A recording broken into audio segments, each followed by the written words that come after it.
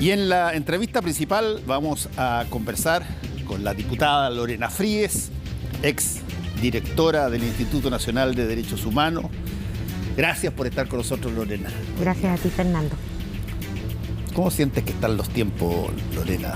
Son tiempos difíciles, tiempos en que la polarización, la apelación a las emociones incluso, hace que los niveles de reflexión bajen y por lo mismo también adoptemos a veces apresuradamente legislación, decisiones, etcétera, que después se nos pueden volver en contra. ¿Estás hablando del Congreso en este momento o de la gente en general? Estoy hablando del Congreso, que es lo que me toca, pero en general yo creo que todo este tiempo, digamos, todos son opiniones, nada se basa en evidencia. Todo eso hace todo esto muy líquido y muy difícil, por lo tanto, de ponerse de acuerdo. Entonces se arman trincheras. Y eso es lo que yo siento que estamos viviendo en Chile en general. Cada vez un atrincheramiento mayor en torno a las posiciones que cada uno legítimamente tiene. Sí. Yo en el domingo pasado, en Tolerancia Cero, en el Minuto de Confianza, di cuenta de un fenómeno que parecía paradójico a la luz de muchas de las cosas que tú estás diciendo. Resulta que hasta hace un año, o menos de un año, las 40 horas se consideraban prácticamente perdidas como proyecto de ley. Y sale con unanimidad en la Cámara de Diputados. Después entra otro proyecto, que es un proyecto que requiere incluso dinero, que es Yo Cuido y Estudio, que trata de generar una condición para aquellas personas que están en edad escolar, pero tienen que quedarse a cuidar parientes y por lo tanto pierden clases y no alcanzan a llegar a los exámenes y todo ese asunto. Bueno, se presenta un proyecto de ley y unanimidad. Entonces yo planteaba en Tolerancia Cero, pero hay lecciones que sacar de estas dos y muchas otras que probablemente han habido en el pasado. Hay lecciones que sacar para ver por qué aquí pudimos hacerlo con las mismas personas que nos encontramos en los pasillos y nos tiramos garabatos. Sí. ¿Por qué aquí podemos hacerlo? ¿Qué cambió? ¿Qué hicimos? ¿Cedimos? ¿Apuntamos? ¿Estaba mejor hecha la evidencia o la investigación? ¿Qué se hizo? ¿Por qué no se aprende de eso para intentar de que eso sea no una excepción, sino que sea algo mucho más estable? Sí. Y se demuestra que se puede, pero... Se puede. Pero, Lorena, y esto mi pregunta, pero uno siente el crispamiento, sí. El bando contra bando. La aparición de fanatismo, es decir, fanatismo, como lo decía Winston Churchill, que él decía, un fanático es una persona que solamente habla de un tema y nunca, jamás deja hablar de ese tema. Y desde ese punto de vista hay un problema. ¿Por qué se da eso, por lo menos en los hemiciclos donde a ti te toca? Es que yo creo que... Es una buena reflexión. Yo creo que hay temas que se toman la agenda y que pueden determinar y marcar posiciones que van generando agua para tu molino, y hay otros que a lo mejor no son tan evidentes, etcétera, donde hay posibilidades de llegar a esos acuerdos. Todavía, por ponerte un caso, todavía los temas de derechos humanos en Chile son temas complicados, y son temas complicados en el Parlamento. Y más aún si aparece esta oposición, ¿no es cierto?, de derechos humanos por un lado y seguridad por el otro. Entonces empieza a articularse, digamos, posiciones que supuestamente son irreconciliables, y la verdad es que son una bisagra, una cosa con la otra. Y yo creo que ahí se saca rédito también emocionalmente. Hay gente que la está pasando mal, por ejemplo, digamos, todos los temas para el estallido. Hay mucha gente que la pasó mal a propósito, digamos, de las lesiones oculares, etcétera. Hoy día estamos viendo que, por ejemplo, Carabineros se transforma en objetivo para el mundo narco y la familia de Carabineros se siente muy tocada.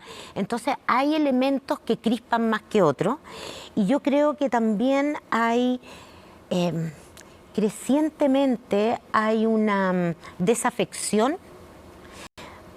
por la democracia y eso me preocupa, porque la desafección por la democracia y por los pilares que significa la democracia es un mal camino. Ahora, convengamos una cosa, Lorena, nos está gobernando una generación que tuvo un encuentro muy traumático con la policía, por ejemplo. Sí. Pero hoy día tiene que funcionar en concomitancia con la policía. Es un organismo del Estado. Y desde ese punto de vista, ¿tú sientes que se ha aprendido algo más respecto de cómo funcionan las organizaciones del Estado que quizás antes se miraban como inherentemente represivas? Es que yo creo que hay un cambio, porque pongámoslo así, los que somos de la antigua generación, teníamos un rodaje en el Estado, por lo menos muchos y muchas, un rodaje en el Estado que empieza a transformarse también en algo medio de inercia, ¿no? Y donde abrirse a cambios resulta más difícil porque ya sabes cómo hacer. Yo creo que esta nueva generación lo que hace es entrar con muchas ganas de cambio y eso se ha tenido que ir modulando con lo que significa estar en el Estado, que es un aparato muy lento para que avance. Y sobre todo, digámoslo también, un Estado donde los vasos comunicantes con la sociedad, dado el régimen que tenemos en la Constitución del 80, son muy limitados con la ciudadanía. Entonces también empieza a pasar, creo yo, que Estado, gobierno, Estado, poderes del Estado empiezan a separarse de la ciudadanía, que ve que ¿de qué les sirve el Estado? Yo creo que hay mucho de eso y yo responsabilizo en buena parte a la Constitución del 80. Bueno, pero eso por último está en un proceso sí. de cambio. Sin embargo, las cosas que cuesta más que cambien no son necesariamente los documentos. Así es. Son las prácticas. Son las cabezas sí. de cada uno. Y de pronto te toca estar en una situación donde estás al mando de aquello que de alguna manera tú mirabas con recelo o lo mirabas como antagónico. Así es. Y sin embargo, bueno, pasan cosas. Estos atentados que estamos hablando, los carabineros tienen que tener un respaldo, pero un respaldo que no es el respaldo verbal, es un respaldo que se tiene que notar, digamos, en términos... Yo creo que se nota. Bueno, ha empezado, yo creo, también a demostrarse eso y no les ha gustado a todos, ¿eh? Yo he escuchado montones de personas ahí que de sectores cercanos a la coalición de gobierno que encuentran que de repente se ha ido demasiado lejos en esto. Acuérdate tú que en un momento dado se planteó la refundación de Carabineros. Sí. Y ahora, bueno, en medio de esta situación donde tú tienes asesinatos a Carabineros en términos relativamente periódicos, llamémoslo así, ¿cómo se interactúa ahí? Pero yo no creo que eso signifique renuncia. Entre paréntesis, yo siempre dije que llámenlo refundación, reforma, me da exactamente lo mismo.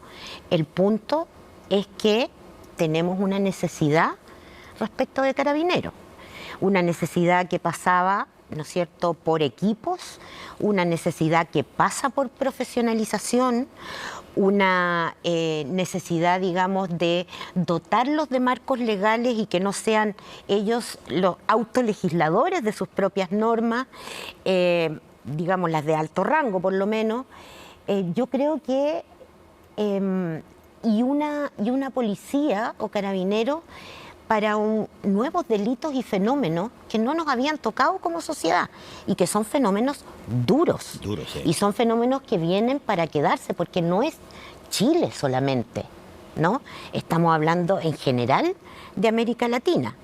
Por otro lado, tienes también, creo yo, democracias que de alguna manera se han ido debilitando frente a la necesidad de la seguridad, las incertezas, digamos, del mundo neoliberal, por decirlo así, que son no son solo incertezas en términos de la seguridad corporal y la integridad física, son inseguridades económicas, son inseguridades de cómo proyectas tu vida, ¿no? Todo eso también ha generado un clima que es bastante más volátil y respecto del cual hoy día, cuando genera conflicto, la contracara es la securitización, es decir, el exceso de presencia, digamos, de policía en esta lógica, digamos, de que el Estado policial puede armar redondita la convivencia dentro. Y eso no es así. Si miramos las democracias, digamos, donde estos temas que vivimos nosotros no están tan presentes. Bueno, además, yo me recuerdo que la definición de cartel, ¿ah?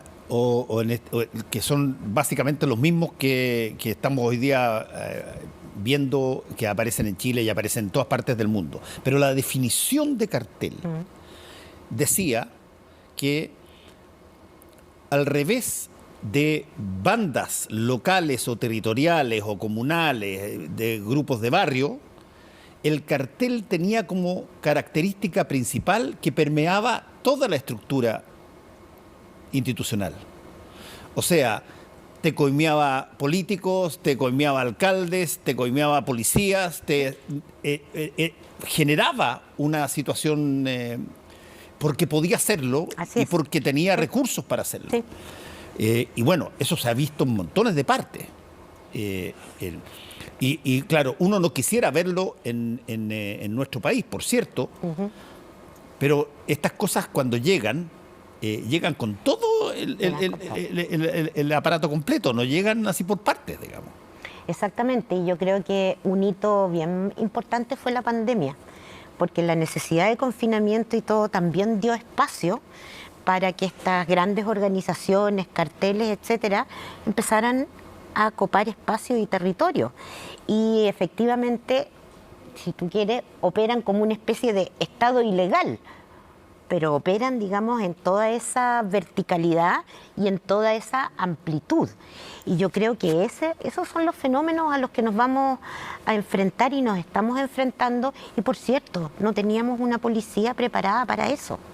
Entonces, estamos avanzando, digamos, sobre esta marcha de los nuevos desafíos, con desafíos, digamos, que tienen que ver también con el pasado, digamos, para remitirme solamente al estallido social, y son un continuo, digamos, de cuestiones que hay que abordar y que yo creo que esta nueva generación empieza a calibrar, ¿no es cierto?, lo que significa, digamos, los distintos componentes que tienen que estar presentes en materia de seguridad, que además se trata de un derecho humano. Bueno, ese punto es bien interesante porque es curiosa, es casi, uno podría decir, es paradojal la situación donde tú le vigilas, pero con un celo gigantesco, a una institución a la que tú dotas de armamento para que te defienda. Así es. Y la dotas no solamente de armamento, las dotas de facultades para que puedan usar el armamento. Cuando las facultades no se usan, o cuando, por ejemplo, se usan con estas formas que se usan para hablar, digamos, de que tiene que ser una cosa proporcional o tiene que ser una cosa que... Eso yo lo entiendo, pero desde el punto de vista del Estado chileno, siempre quisiera ver en una situación superior a su policía y no al delincuente. Pero es que esa es la idea de la proporcionalidad. Exacto, pero muchas veces no se entendió así. Es que ya se llama el engaño también. O sea, yo he escuchado a diputados reírse del principio de proporcionalidad porque significa que tiene que ser equivalente. Claro, empate. Y no es así. No. La equivalencia está dada en términos de lo que tú necesitas para repeler la acción del otro. Y por cierto, eso siempre va a significar que es un poco mayor, pero no es desproporcionada. Sí. A alguien que te pega una, no sé, no resulta en la práctica, pero para ponerlo en ridículo, alguien que te pega una patada, que le pega una patada a un carabinero, no le vas a mandar un bazucazo. Eso es una desproporción. Y eso es propio de las policías, también de las Fuerzas Armadas. Uno habla de razonabilidad cuando habla de civiles. Tú al civil, cuando se defiende de algo, la legítima defensa, por ejemplo, tú le pides que razone cómo llega a evitar, ¿no es cierto?, o a evitar la acción de quien lo ataca, ¿no? Y ahí es razonable, no le puedes pedir más. En el caso de las policías, en el caso de las Fuerzas Armadas, se habla de proporcionalidad porque son personas entrenadas para poder discernir qué utilizas en qué situación. Y esas son las llamadas reglas de uso de la fuerza. Ahora, ¿qué tanto sientes tú, Lorena, que existe la impresión, no sé si que en la misma Fuerza Armada o en Carabineros, pero en general en el país, porque está corriendo esta frase de, ¿sabéis qué? Los carabineros no pueden hacer lo que debieran hacer, porque si es que hacen algo los van a meter presos o los van a hacer, qué sé yo, pasar por tribunales, justicia. Por definición, yo creo, por definición, tú esperas que siempre el carabinero le gane al delincuente. Sí. Por definición. Sí. Y para que le gane al delincuente, tiene que haber por lo menos una situación, voy a usar el mismo concepto, desproporcionadamente a favor del carabinero. Que es proporcional respecto de la fuerza que tú quieres repeler. Exacto, que es proporcional respecto a la fuerza que tú quieres repeler, pero tiene que ser superior para poder contener esa cosa. Ahora, ¿qué tanto sientes tú que eso se entiende en todas las aristas del Estado? Yo creo que en las aristas del Estado se entiende, pero creo que hay una presión social muy fuerte a que estos márgenes no sean los que marcan el actuar de Carabineros. No sé si me explico. Hoy día, por ejemplo, tú tienes que... cada vez que se atenta contra un carabinero, y por Dios que eso nos afecta a todos y a todas, hay que matar a los delincuentes, secarlos, etcétera, etcétera, etcétera. Bukele. Pero con Bukele, la verdad es que, de paso, libertades y un montón de otras cosas empiezan a caer entre los dedos, digamos. Entonces, justamente, por algo, las fuerzas policiales tienen el monopolio de la fuerza. Y el monopolio de la fuerza no quiere decir, mire, yo hago lo que quiero cuando quiero. Lo que quiere decir es que están autorizados por la ciudadanía a utilizar la fuerza dentro de un marco que les da certeza de que no van a ser, ¿no es cierto?, después inculpados, no, que este carabinero, etcétera, etcétera. Y esas son las reglas de uso de la fuerza y también es el respeto a los derechos humanos. Sí. Yo me acuerdo de esa frase, creo que es de Abraham Lincoln, presidente, que decía, si tú quieres canjear libertad por una mayor seguridad, vas a terminar perdiendo la libertad y la seguridad. Y el problema es que con las libertades uno se da cuenta cuando las pierde. Sí. Y eso es muy difícil de hacer entender. Raya para la suma, porque me queda nada de tiempo. Lorena, ¿qué tipo de proyectos has visto tú en el Congreso que están disponibles y que pueden generar un relativo consenso un poco más amplio que esta cosa de guerra de trincheras que hay? Yo creo que esta semana, que fue extraordinaria en términos de que interrumpimos la semana distrital, se dio cuenta de eso. Primero, ponerse al día con figuras delictivas que no eran parte de nuestro Código Penal. Por ejemplo, la conspiración para el asesinato sicariato, que hoy día empezamos a ver, o también figuras de secuestro, ¿no es cierto?, que para nosotros era como ya el que secuestra dentro de un plazo o mucho tiempo, pero resulta que hoy día los secuestros son para obtener algún dinero o recompensa y tienen ciertos plazos que no estaban contemplados en la ley. O, por ejemplo, que hoy día tengamos bandas dentro de las cárceles que organizan la acción delictiva afuera. Bueno, atribuciones a gendarmería para ese tipo de cosas. Todas estas han salido muy rápidamente de la Cámara de Diputados. Nos quedan cosas grandes como el Ministerio de Seguridad, que nos tiene que llegar del Senado y otras. Y yo te diría que la trinchera se arma a propósito, digamos, del rol de Carabineros y los límites al uso de la fuerza, que son límites que están establecidos a nivel internacional, pero toda esta proliferación de crímenes, de bandas, de balaceras en la calle, etcétera, nos tienen muy, muy afectados. Ahora, para mí, un tema central es avanzar hacia el desarme. El aumento de armas en Chile, el aumento del homicidio, que es un indicador respecto a la violencia en un país, eso ha subido muchísimo respecto de años anteriores.